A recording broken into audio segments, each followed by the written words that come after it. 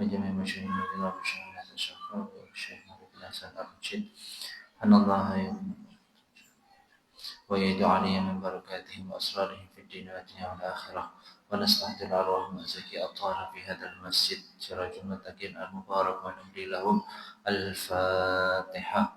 أعوذ بالله من الشيطان الرجيم بسم الله الرحمن الرحيم الحمد لله رب العالمين الرحمن الرحيم مالك يوم الدين إياك نعبد وإياك نستعين اهدنا الصراط المستقيم صراط الذين أنعمت عليهم غير المغضوب عليهم ولا الضالين آمين.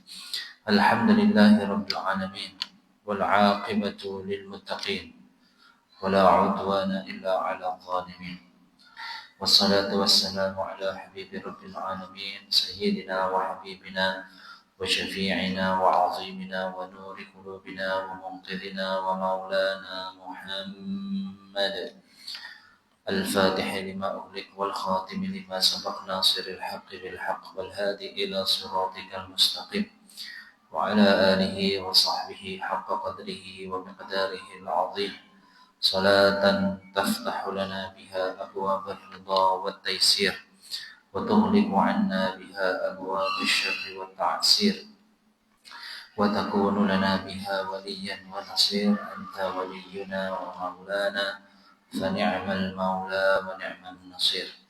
Amma ba'du, Bapak Ibu jamaah salat maghrib jemaah Masjid Sirajul Muttaqin, yang mudah-mudahan kita semuanya senantiasa diberkahi dan dirahmati oleh Allah Subhanahu wa taala. Sebelum kita melanjutkan kajian kita, mari kita bersama-sama untuk nazar i'tikaf.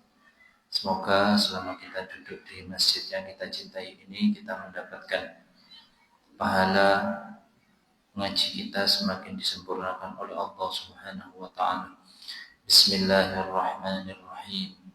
Nadartul i'tikaf fi hadzal masjid muddata iqamati fihi lillahi ta'ala. Mari kita bersama-sama niat melaksanakan nazar i'tikaf yang barusan kita ucapkan dalam hati kita masing-masing. Bapak Ibu jamaah yang dirahmati oleh Allah Subhanahu wa taala, kita masih berada di bulan Rabiul Awal yang kita berharap keberkahan Kanjeng Nabi Muhammad SAW meliputi kita semua. Sebelum kita melanjutkan kajian kita pada kitab At-Taqriratus Sadidah fil Masailil Mufidah, mari kita menyimak sebagian dari syama'il, sumber dari hukum-hukum Islam, yaitu adalah Kanjeng Nabi Muhammad SAW yang disebutkan oleh Al-Imam Yusuf bin Ismail An-Nabahani dalam salah satu karyanya, yaitu Wasailul Usul ila Syama'ilir Rasul SAW, yang di dalam kitab ini banyak sekali kesempurnaan Kanjeng Nabi Muhammad SAW yang beliau kupas di dalam kitab ini. Oke. Di antaranya adalah Kanjeng Nabi Muhammad SAW itu dilahirkan. Ini Kanjeng Nabi Muhammad SAW itu dilahirkan di bulan Rabiul Awal, tidak di bulan-bulan besar. Karena kesuksesan Kanjeng Nabi Muhammad SAW itu murni karena kemuliaan beliau sendiri, tidak ikut dengan yang lain. Seandainya kita melaksanakan ibadah di bulan Ramadan, kemudian kita mendapatkan kemuliaan-kemuliaan dan kita rasakan dan bisa dirasakan oleh keluarga kita, maka orang yang melihat kenikmatan kita juga, mereka akan mengatakan ini karena beliau mendapatkan keberkahan bulan Ramadan. Kanjeng Nabi Muhammad SAW kalau dilahirkan di bulan Ramadan, maka kesuksesan Kanjeng Nabi Muhammad SAW menyebarkan agama Islam Pasti orang yang melihat kesuksesan beliau pasti mengira ya wajar, karena Kanjeng Nabi Muhammad SAW itu dilahirkan di bulan Ramadan, dan bulan Ramadan itu banyak mendapatkan keberkahan-keberkahan di bulan Ramadan. Tidak dilahirkan di bulan Ashhurul Hurum, bulan Rajab, Dzulqa'dah, Dzulhijjah. Ya, itu karena Kanjeng Nabi Muhammad SAW kalau sukses dan sudah dirasakan oleh umat Islam sedunia, maka orang-orang di luar sana pasti akan mengatakan wajar Kanjeng Nabi Muhammad SAW itu sukses dalam dakwahnya, karena Kanjeng Nabi Muhammad SAW memulai dakwahnya, atau Kanjeng Nabi Muhammad SAW itu dilahirkan di bulan Ashhurul Hurum, bulan haji, bulan Rajab. Wajar. Nah, untuk menolak itu, Kanjeng Nabi Muhammad SAW itu tidak dilahirkan di bulan-bulan itu. Tidak dilahirkan di bulan-bulan mulia itu. Kenapa? Karena kemuliaan Kanjeng Nabi Muhammad SAW itu tidak ikut siapapun. Tidak ikut siapapun. Kanjeng Nabi Muhammad SAW kemuliaannya itu kemuliaan yang sendiri, tidak bergantung pada zaman, tidak bergantung pada seseorang. Dan beliau Shallallahu Alaihi Wasallam itu sudah ditinggal oleh orang tuanya ketika beliau masih kecil, ya. Ditinggal oleh ibundanya, ditinggal oleh ayahandanya, bahkan ditinggal oleh pamannya, kakeknya. Dan beliau dan semua para nabi sebelum-sebelumnya itu hampir sama. Kenapa? Karena kalau beliau itu masih hidup sampai dakwahnya Kanjeng Nabi itu sukses, pasti orang di luar sana akan mengatakan wajar Kanjeng Nabi sukses dalam dakwahnya karena didampingi oleh ayahandanya. Wajar Kanjeng Nabi Muhammad SAW itu sukses dalam dakwahnya karena didampingi oleh ibundanya. Wajar Kanjeng Nabi Muhammad SAW itu dakwahnya sukses karena didampingi oleh kakeknya. Wajar Kanjeng Nabi Muhammad SAW sukses dalam dakwahnya dunia Islam, banyak yang menganut Islam di dunia ini karena didampingi oleh pamannya Abu Thalib. Tapi semua itu tertolak dengan Kanjeng Nabi Muhammad SAW yang kemuliaannya itu kemuliaan tersendiri, tidak ikut siapa-siapa, tidak ikut zaman dan tidak ikut seseorang. Ini adalah yang disebutkan oleh guru dari guru kami, yaitu As-Sayyid Muhammad bin Ali Al-Maliki dalam kitabnya Mafahim Yajibu An-Tusahah. Itu beliau menyebutkan di situ bahwa Kanjeng Nabi Muhammad SAW kebaikannya, kemuliaannya itu tidak ikut dengan seseorang, tidak mengikut, bahasanya kalau sekarang itu tidak include, tidak include dengan seseorang, tidak include dengan zaman apapun. Kita sebagai umatnya Kanjeng Nabi Muhammad SAW itu kita masih ngikut. Kita ada bulan Ramadan, kita semangat dalam ibadah, dalam segala hal, dalam rangka untuk mendapatkan keberkahan bulan Ramadan. Kita kemudian ke kiai, kita salaman, kita sungkem, kita khidmat kepada beliau untuk mengharapkan berkah-berkah dari beliau. Tapi Kanjeng Nabi Muhammad SAW tidak, karena memang Rasulullah SAW itu kemuliaannya itu langsung diberikan oleh Allah Subhanahu Wa Taala tanpa ikut dengan seorang pun, tanpa ikut dengan zaman pun, tanpa ikut dengan bulan Ramadan atau yang lain. Itu adalah kemuliaan Kanjeng Nabi Muhammad SAW. Di antara kebiasaan Kanjeng Nabi Muhammad SAW dalam kesehariannya, guru kami menyebutkan bahwa orang yang cinta itu ada tiga tanda. Yang pertama, memperbanyak sholawat kepada Kanjeng Nabi Muhammad SAW. Orang yang betul cinta itu memperbanyak sholawat kepada Kanjeng Nabi Muhammad SAW. Allahumma shalli ala sayyidina Muhammad wa ala sayyidina Muhammad. Sholawat apapun yang kita baca itu pasti sampai kepada Kanjeng Nabi Muhammad SAW. Haitsuma kuntum fasallu alayya fa inna sholatakum tablughuni. Katanya Kanjeng Nabi Muhammad SAW, dimanapun kalian berada, bacalah sholawat, karena sholawat itu akan sampai kepada saya.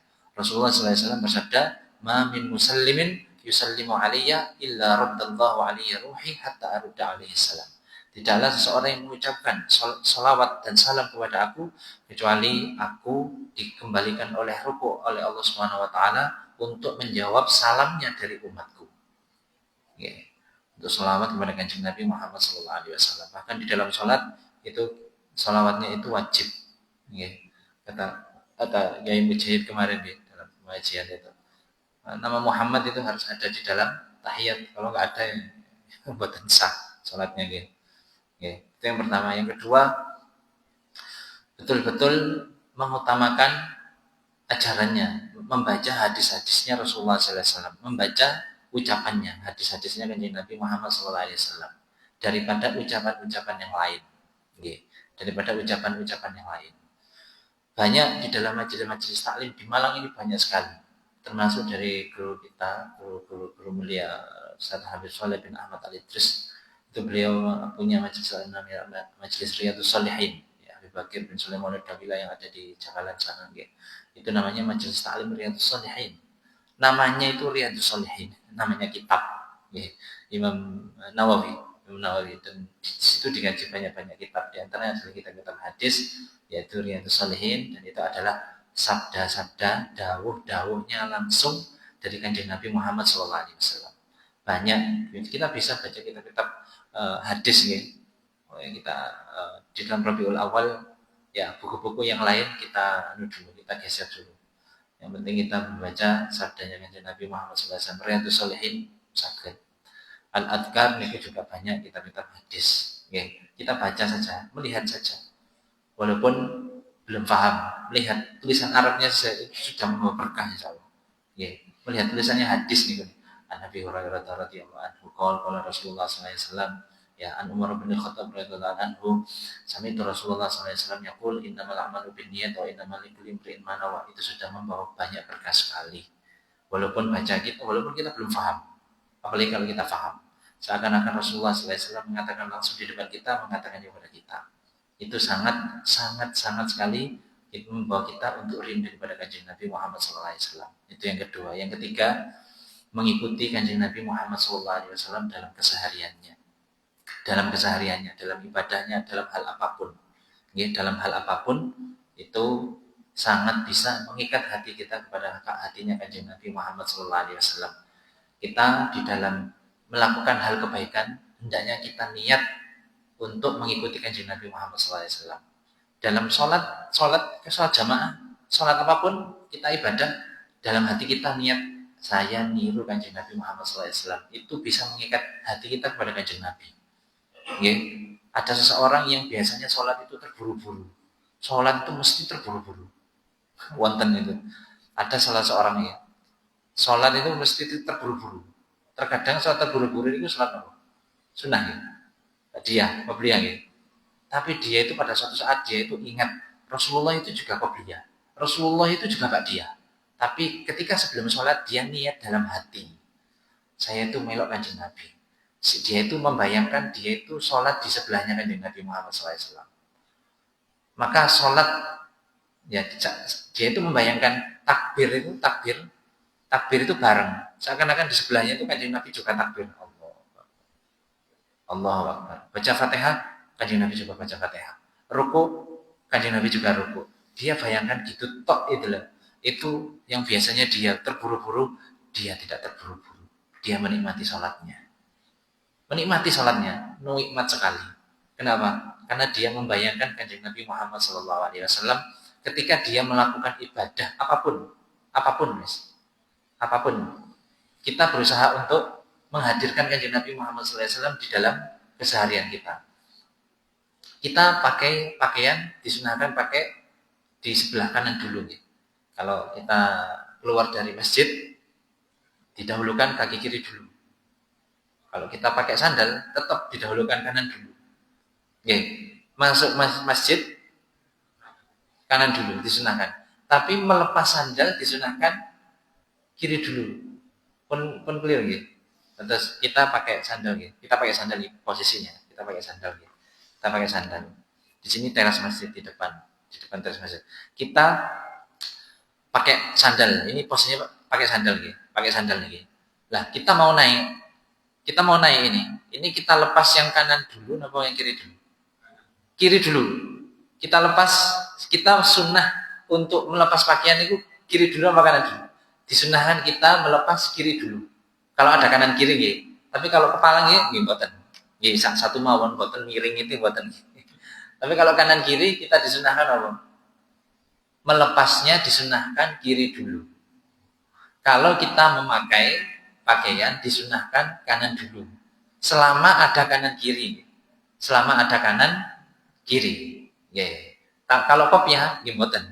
Karena nggak ada kanan kiri. Nah, kita disunahkan ya pakai biasa saja. Mboten miring kanan dulu baru kiri mboten. Berarti ngeten mawon. Ngeten. Selama itu ada kanan kiri. Tapi kita kalau melepas baju, melepas apa mawon itu disunahkan kiri dulu. Kalau kita memakai disunahkan melepas kanan dulu. Nah, itu biasanya itu yang sering yang terjadi itu pada saat masuk atau keluar masjid. Okay. Masuk masjid disunahkan kanan dulu. Tapi kan kita posisinya pakai sandal. Nah, kita melepas sandal kanan dulu atau kiri dulu? Kiri dulu.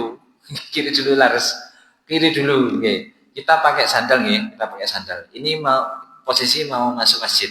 Mau masuk masjid, ini teras gitu. Berarti ini keramik, ini bawah ya kotor ini. Ini kita posisi pakai sandal gitu. Berdua ngeten nggih. Nah, kita sudah di masjid ini, sudah di depan masjid, mau masuk masjid. Nah, kita disunahkan untuk melepas sandal ya kiri dulu. Dilepas dulu kiri, diinjak. Sandalnya diinjak, tapi mboten masuk. Diinjak dulu, sandalnya diinjak. Baru setelah itu kanan masuk ke masjid. Ngoten nggih. Jadi dua-duanya sunnahnya dapat. Sunnah melepas pakaian kiri dulu, masuk masjid kanan dulu. Ngoten nggih. Terus melepas kiri dulu pada saat melepas sandal dilepas kanan kiri satu diinjak dulu sandalnya tapi tidak masuk ya. Setelah itu masuk kanan. Setelah itu disusul kiri. Ketika keluar masjid sudah rangkaian sholat sudah sandal kita ada di sini. Di sini ya. Berarti kita mau turun ya berarti ya. Mau turun. Nah, kita disunahkan keluar masjid mendahulukan kaki apa? Kiri apa kanan? Kiri ya. Kiri. Kita dahulukan kiri dulu. Tapi tidak pakai sandal. Sandalnya diinjak dulu. Karena kalau pakai sandal berarti pakai sandalnya kiri dulu berarti.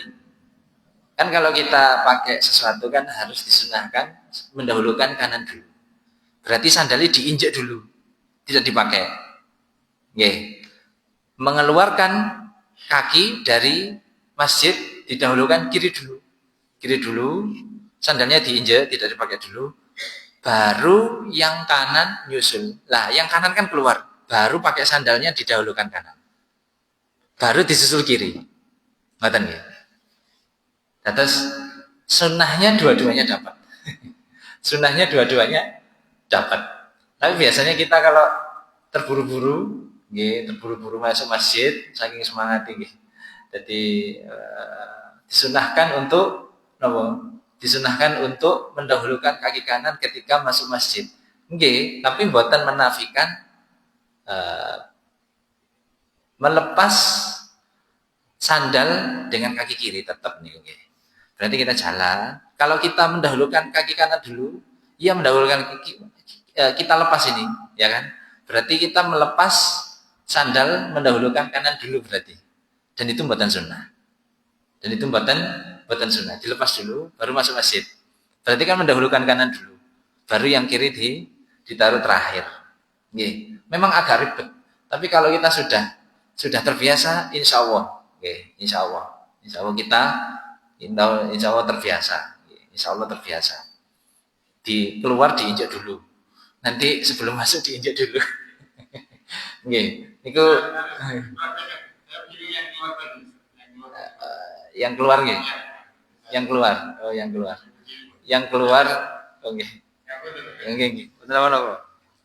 Kita salat. Ini masjid ya. Ini masjid. Ini kita posisi masih pakai sandal gitu.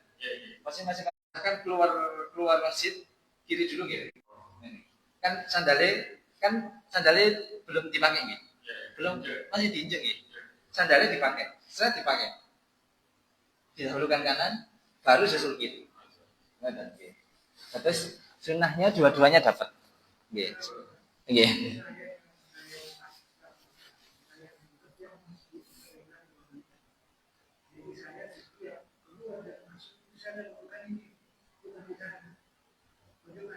Oh, yang di situ, Pak. Yang di situ. Yang kami maksud yang di situ. Enggak apa-apa. Ini yang kiri dulu enggak apa-apa.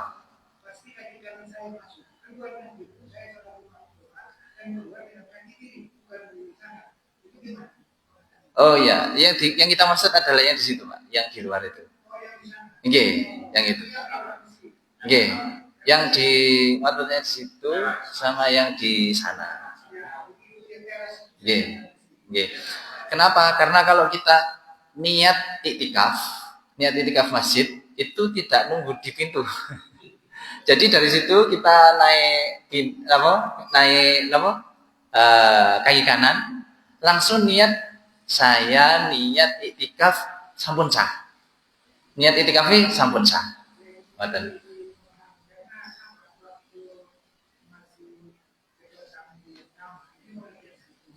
Nggih.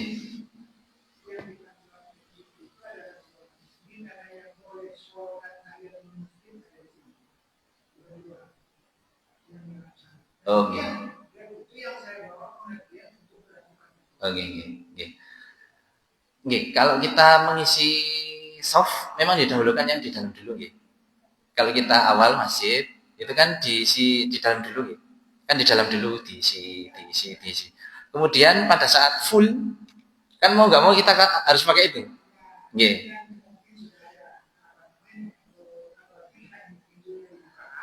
Nggih.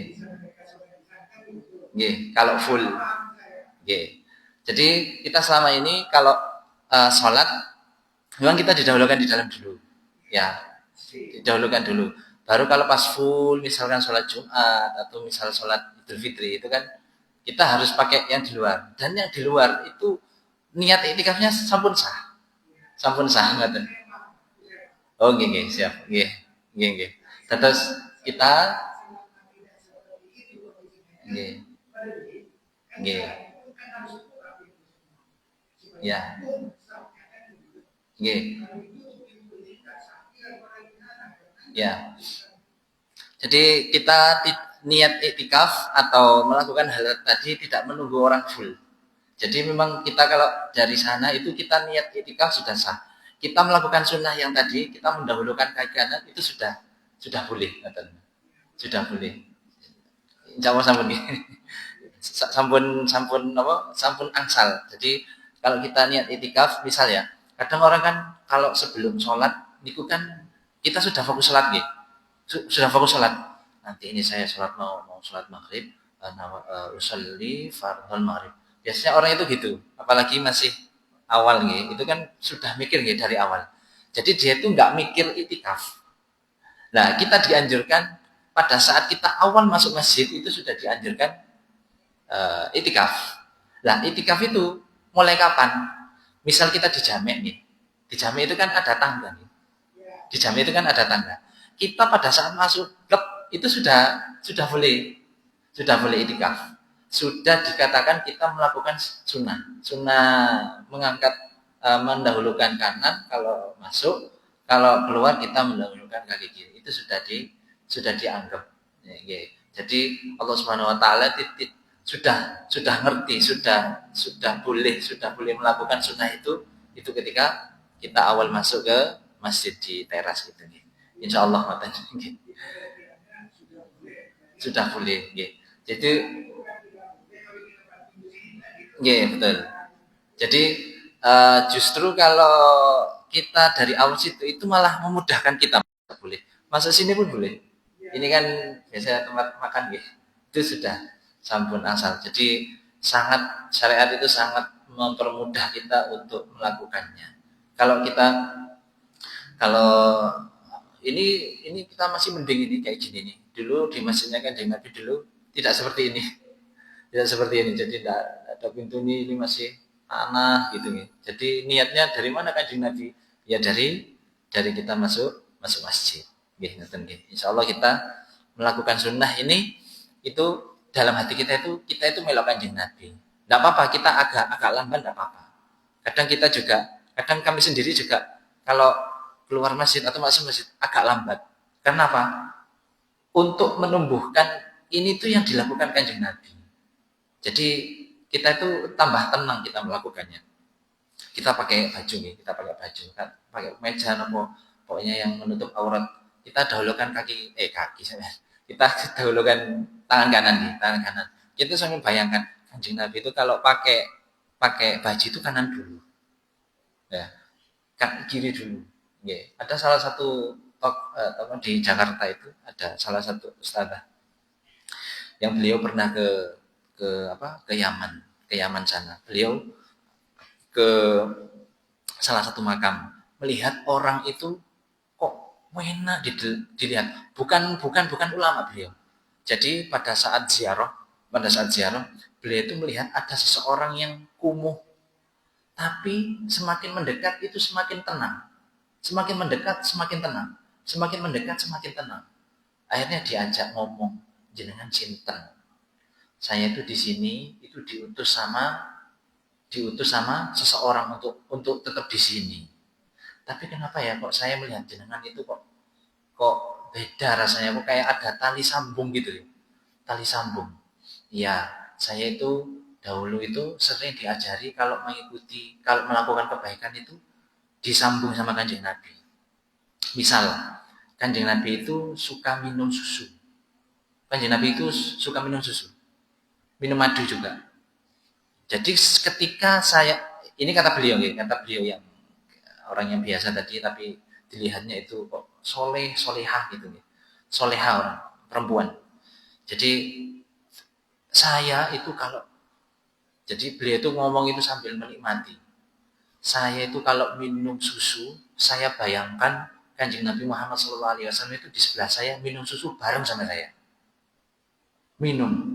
Jadi saya minum itu sambil memejamkan mata. Saya bayangkan Kanjeng Nabi Muhammad SAW itu ada di sebelah saya dan minumnya bareng. Dan saya ketika melakukan itu, saya merasakan ada kayak tali rantai gitu. Tali rantai hidup. Seakan-akan ada sesuatu yang hidup dalam diri saya. Padahal cuma begitu saja. Ini beliau tidak muluk-muluk, ya. Hanya itu saja. Jadi kalau kita melakukan kebaikan, kita melakukan ibadah, itu kita niat untuk ikut Kanjeng Nabi Muhammad SAW. Awal-awal memang agak aneh karena belum terbiasa. Karena kalau kita sudah terbiasa, insya Allah nanti nikmat. Kesananya itu nikmat. Ya, semakin tenang. Itu tadi yang kami kisahkan tadi. Sholat susu, mesti sholat itu susu mesti. Apalagi sholat sunnah. Itu kan biasa kita nggih. Sholat wajib itu lama gitu. Sholat sunnah itu apa nih. Tapi ketika sholat sunnah itu kita niatkan untuk Kanjeng Nabi itu juga sholat di sebelahku gitu Kanjeng Nabi. Jadi ketika kita melakukan itu kayak lambat ya. Kok kayak kita itu disuruh kayak cepet-cepet, sing santai gitu. Jadi sebetulnya kita itu sedang kayak dicekel gitu loh. Pakaian kita itu kayak dicekel sama Kanjeng Nabi. Jadi tidak tergesa-gesa. Okay. Jadi kalau kita niat sekecil apapun dan itu sunnah, kita ikuti Kanjeng Nabi Muhammad. Kita masuk ke kamar mandi, didahulukan kaki kiri. Kita niat untuk ikut Kanjeng Nabi. Keluar dari kamar mandi, didahulukan kaki kanan. Kita ikut Kanjeng Nabi Muhammad SAW. Bahkan dari guru kami itu ada yang menceritakan, dulu ada salah satu ulama salaf itu masuk kamar mandi itu lupa susu, masuk dengan kaki kanan. Langsung dia pada saat di dalam kamar mandi itu dia itu kan masuk kamar mandi dengan kaki kiri. Saya balik lagi. Jadi dia itu keluar lagi. Untuk apa? Untuk melakukan sunnah masuk kamar mandi dengan kaki kiri. Saking napa niku? Saking fanatik cinta mati dengan Kanjeng Nabi. Wonten kayak gitu itu, salaf kita. Masuk ke kamar mandi dengan kaki kanan. Kan dengan kaki kiri. Balik lagi, keluar lagi. Masuk lagi didahulukan pakai kaki kiri. Itulah ajaran Kanjeng Nabi Muhammad SAW. Jadi kita berusaha untuk mengkaitkan apa yang kita lakukan, hal kebaikan itu untuk mengikuti Kanjeng Nabi Muhammad SAW. Jadi suatu saat itu Kanjeng Nabi juga kerasa di sana, di kuburannya. Oh, ini Fulan bin Fulan melakukan ini. Itu Kanjeng Nabi tahu. Dan dalam hadis itu disebutkan setiap hari Senin dan Kamis itu rekapan, kalau bahasa kita kan rekapan ya, itu ada malaikat yang ditugaskan oleh Allah untuk menyetorkan amal kita kepada Kanjeng Nabi. Ini loh Fulan bin Fulan, ini loh Fulan bin Fulan, ini habis ngaji, habis selawatan, habis ini. Itu Kanjeng Nabi tahu. Kalau Kanjeng Nabi Muhammad SAW tahu, ini disebutkan dalam kitab Mafahim Jibatus Sahih karangannya Abu ya Syekh Muhammad bin Al-Maliki dari Mekah. Itu idza ra'aitul khaira hamidullah. Kanjeng Nabi kalau melihat, alhamdulillah umatku melakukan kebaikan. Alhamdulillah. Jadi alhamdulillah terus sama Kanjeng Nabi itu. Wa idza fa'ala ghairu dzalika istaghfartullah.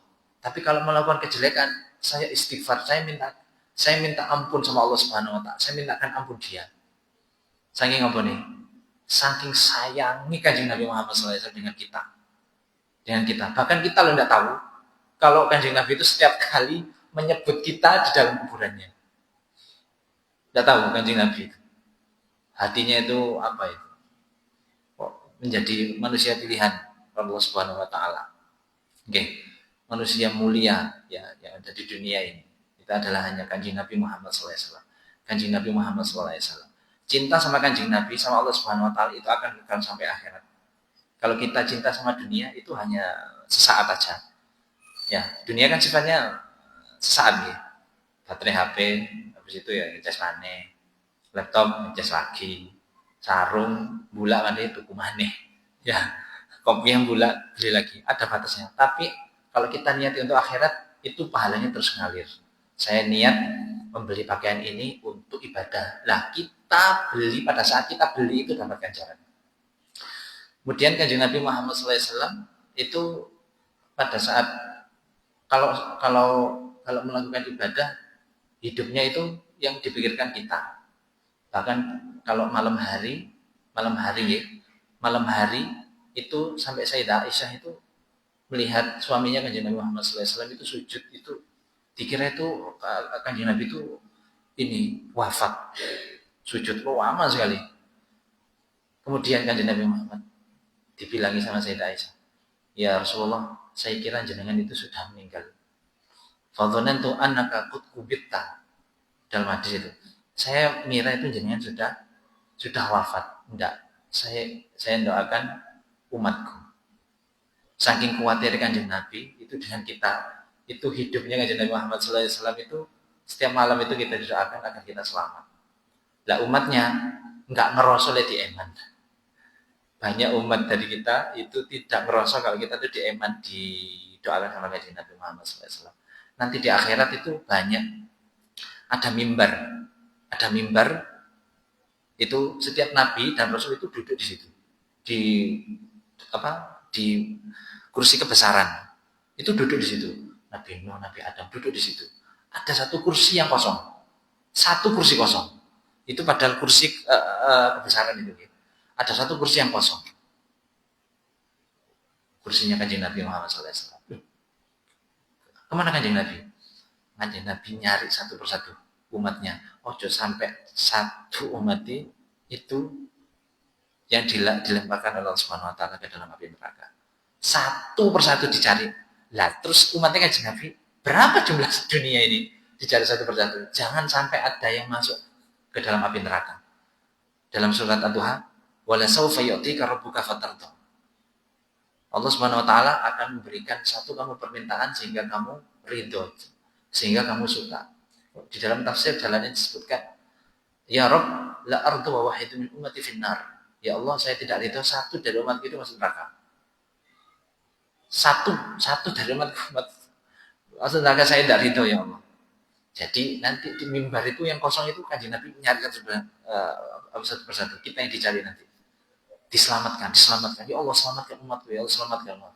di akhirat itu kita masih dipikirkan oleh Kanjeng Nabi. Padahal kita nanti di akhirat itu mikirkan kita sendiri-sendiri.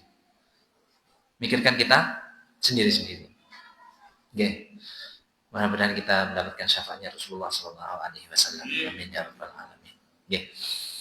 Kajian kita yaitu aqsamun najasat.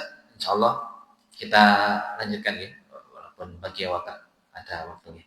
Aqsamun najasat. Kita masuk di bab aqsamun najasat, pembagian najis. Wa kaifiyatu izalatiha, dan tata cara menghilangkan najis tersebut. Di sini najis ada 3 gitu. 1 najis mughalladzah, 2 najis mukhaffafah, 3 najis mutawassithah. Kita kembali ke kitab ya. Al-ula an-najasatul mughalladzah. Yang pertama, najis yang pertama adalah namanya najis mughalladzah. Nggih. Insyaallah ini kata-kata mughalladzah ini sering dilafalkan oleh masyarakat kita nih. Wa hiya najasatul kalbi wal khinzir. Najis mughalladzah itu napa? Najisnya anjing dan najisnya babi. Nggih. Najis mughalladzah niku napa? Najisnya al-kalbi anjing, wal khinzir dan juga najisnya babi. Wa far'i ahadihima, dan juga anaknya.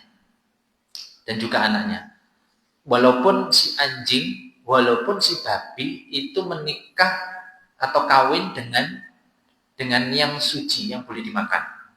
Walaupun misal babi kawin dengan kambing boleh dimakan.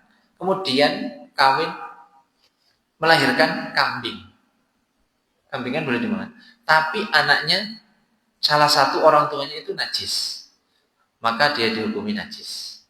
Oke, najisnya najis mughalladzah, walaupun dia embek-embek, ya, walaupun dia dikasih makan rumput dan sebagainya, persis kambing, ya, tapi dia ternyata salah satu orang tuanya adalah najis mughalladzah, dia tetap dihukumi mughalladzah dan tidak boleh dimakan.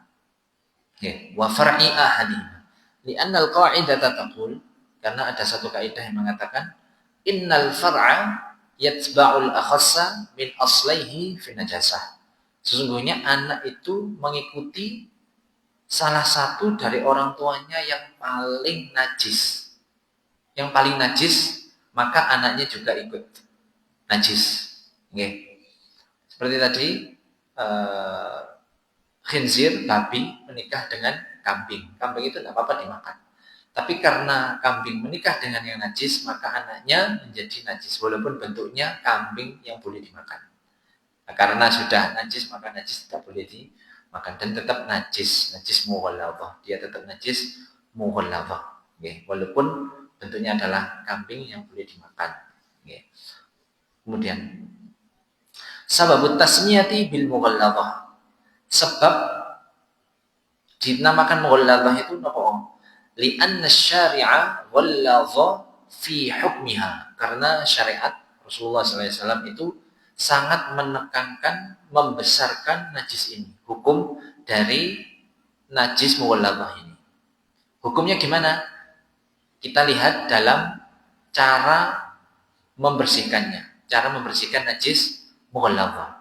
Kaifiyatu izalatiha. Cara untuk menghilangkan najis mughalladzah. Cara untuk mensucikan najis mughalladzah. Bagaimana caranya? Tathurun najasatul mughalladzatu bisab'i ghasalatin ba'da izalati 'ainiha. Ihdahunna biturab. Cara membersihkan, cara mensucikan najis mughalladzah adalah tadhurun najasatu, najis mughalladzah bisa suci. Bagaimana caranya? Bisa ba'i ghasalatin, dengan 7 basuhan. Ba'da izalati 'ainiha. Tapi syaratnya najisnya itu harus dihilangkan dulu. Entah itu liuran, entah itu kotoran, ya, itu wajib untuk dihilangkan dulu. Ya, liurnya dihilangkan, kotorannya dihilangkan sampai bersih, ya, dan masih tersisa di situ. Nah, yang sisa inilah yang dibilas 7 kali. Ihdahunna biturab. Salah satunya itu dicampur dengan debu yang suci namanya. Jadi 7 kali basuhan, 7 kali. Nggih. 7 kali basuhan, 1, 2, 3, 4, 5, 6, 7. Salah satu dari 7 basuhan ini menghilangkan yang sisa tadi, itu harus dicampur dengan debu yang suci. Nggih. Nah, mau dicampur yang basuhan yang keberapa? Apakah yang ke-1 yang dicampur dengan debu? Apakah yang kedua? Apakah yang ketiga? Apakah sampai ke-7? Wal afdalu, paling afdal, ayyakuna wad'ut turabi fil waslatil ula. Yang paling afdal adalah meletakkan debu tadi di basuhan pertama. Tidak basuhan 2, tidak basuhan 3 sampai 7 tidak. Tapi di basuhan pertama. Kenapa? Kok di basuhan pertama? Kan boleh juga basuhan yang kedua itu dicampur dengan debu, basuhan ketiga juga boleh, basuhan keempat, kelima, keenam, ketujuh itu boleh kita milih, tidak apa-apa, tidak apa-apa. Tapi yang paling afdal adalah mencampurkan debu dan air tadi dicampur, ya. Nanti ada tata caranya bagaimana mencampur ya. Maksudnya mencampur atau debu dulu atau air dulu, ya ada 3 cara nanti. Kenapa kok dianjurkan paling afdal itu basuhan yang pertama yang dicampur dengan debu? Hatta law asabahu rasyasun fi ayyi waslatin ba'daha. Kalau misalkan ada cipratan dari basuhan kedua, ketiga, keempat, nyiprat ke sarung misalnya, atau ke jubah, atau ke manapun, pokoknya kalau ke pakaian suci. Fayaghsilu ma asabahu bil ma'i dunat turab bi'adadi ma baqiya minal ghuslat. Maka kalau nyiprat, maka dia melanjutkan basuhan saja tanpa harus start dari awal. Misalnya tadi, basuhan pertama sudah dengan debu. Ini kita dia, ini kita dia.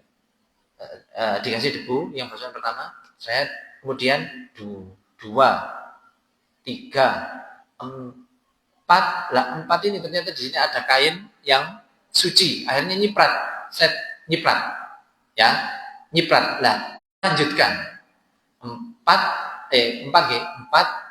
yang nyiprat tadi 5, 6, 7. Nggih. Kenapa? Karena sudah berpindah ke situ. Nggih, jadi tidak perlu untuk khawatir. Kalau misalkan dia itu membasuhnya itu yang kedua atau ketiga atau keempat, ya. Kalau keempat, jadi yang pertama tidak usah debu dulu, 1. 2 tidak usah debu dulu. 3 tidak usah debu dulu. Yang 4 baru dikasih debu. Baru dikasih debu. Kemudian yang kelima dikasih, karena yang keempat sudah dikasih debu, yang kelima set. Kemudian yang keenam ternyata nyiprat. Nyipratnya ini harus dikasih debu lagi. Harus dikasih debu lagi, kemudian dia lanjutkan sampai ke 7. Oke. Itu untuk najis mughalladhah. Najasatul kalbi, najasatul khinziri mislul kalbi, tughsalu sab'an marratan biturbi. Ada 3 cara, insyaallah di pertemuan yang akan datang. Jadi yang paling afdal untuk mencampur debu dengan air itu adalah langsung dicampur dengan airnya. Boleh 3 cara. Boleh 3. Yang paling afdal adalah langsung dicampur airnya dengan debu, langsung disiramkan. Ya. Yang kedua boleh, yang kedua gimana? Debu dulu baru air. Atau air dulu baru debu. Oke, tapi yang paling afdal adalah debu dan air itu dicampur jadi satu. Jadi airnya itu kayak agak keruh katanya. Jadi budak katanya. Budak itu yang paling afdal. Wallahu a'lam bishawab. Al-hadini al-Fatihah.